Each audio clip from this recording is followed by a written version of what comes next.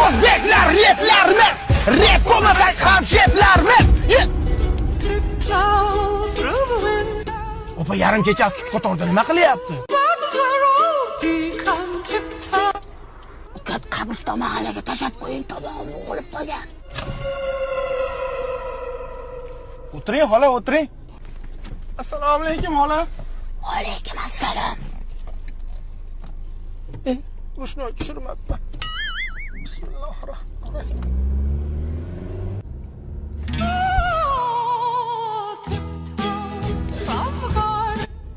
Ukat ishlayman.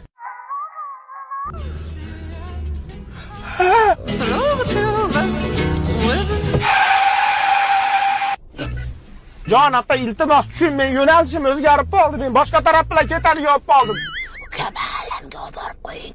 Tushing opa, iltimos tushing. Tushing. Tushing.